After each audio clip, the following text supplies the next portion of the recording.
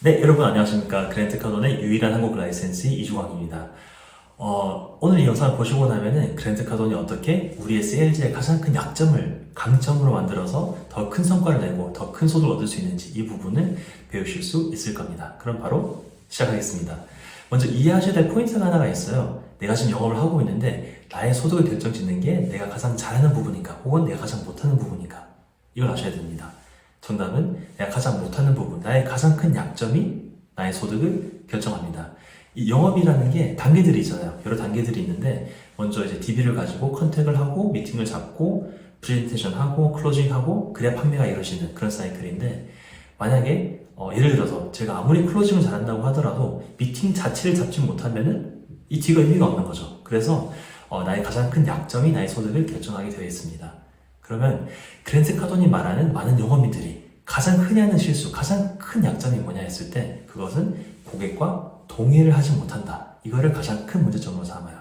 그래서 세일즈의 가장 큰 제1원칙이 뭐냐면은 고객과 항상 동의하라, 이겁니다. 생각해보면 우리가 고객에게 바라는 것도 동의거든요. 고객이 동의를 해줘야 미팅도 가능하고 뭐 판매도 가능하고 이렇겠죠. 그런데 동의가 이루어지기 위해서는 양쪽 다 쌍방의 합의가 이루어져야 되겠지만은 사실은 한쪽만 맞춰지더라도 동의가 이루어질 수가 있어요. 그리고 맞춰진 한쪽은 당연히 우리들, 영업인들이 돼야 되겠죠. 그런데 이게 말하는 것은 그렇게 쉽지가 않아요. 첫 번째로 바로잡아야 될 잘못된 관념이 하나가 있습니다. 그게 뭐냐? 고객이 항상 옳다는 말이 있죠. 그런데 영업해보신 분들은 아실 거예요. 고객은 항상 옳지 않습니다. 틀린 경우가 더 많아요.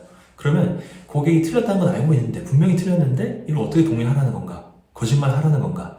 그런 게 아닙니다. 거짓말이 아니라 고객의 시각에서 봤을 때 이럴 수도 있겠구나, 이해를 하는 거예요. 예를 들어서 한 제품이 있습니다. 근데 고객이 이걸 보고 이건 검은색이라고 얘기하는 거예요. 근데 객관적으로 딱 봤을 때 이건 회색이거든요. 그러면은 아니 그거는 검은색이 아니라 회색이에요, 이렇게 딱 부딪혀버리면은 설령 나중에 고객이 이걸 회색이라고 인정한다고 하더라도 마음속으로는 이 충돌이 있었기 때문에 원활하게 넘어가기 되게 어려워져요.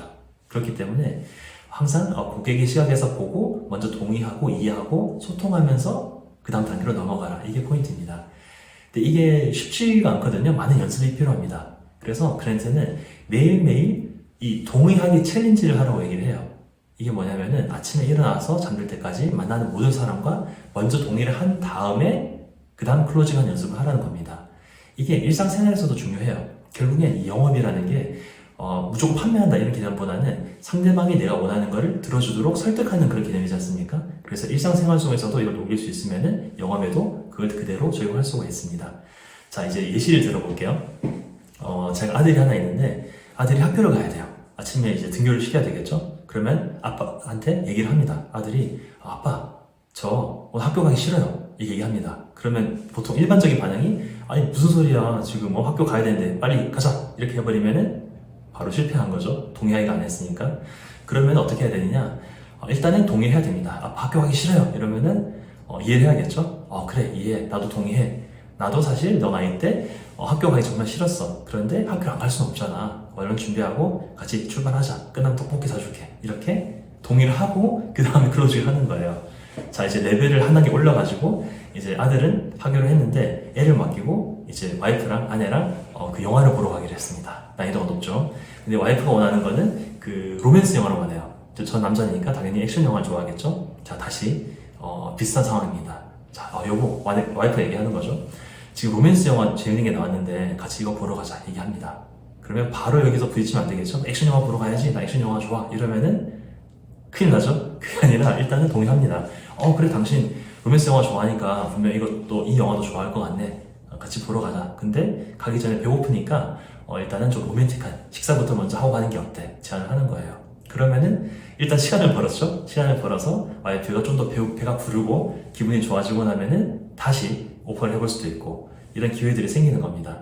근데 거기에서 또 실패한다면은 로맨틱한 식사에 로맨스 영화까지 보면은 그날 저녁에 힘들어질 수가 있겠죠. 그러니까 항상 이제 동의하고 클로징한 연습을 많이 하셔야 됩니다.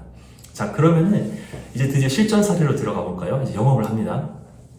고객이 얘기를 하게 되는 거예요. 근데 이때 생각하셔야 될 게 이 부분부터는 실전처럼 여러분들도 같이 하셔야 돼요. 이게 먼저 영업을 하면서 고객이 가장 많이 말하는 그런 불평이라든가 혹은 거절의 유형들, 이것들을 최소 10개 정도 쭉 적어 놓으셔야 됩니다. 그리고 어떻게 이렇게 동의를 하는가, 동의하고 어떻게 클로징으로 넘어갈 수 있을까 연습하셔야 되는 겁니다. 그래서 항상 입에 달고 사는 거죠.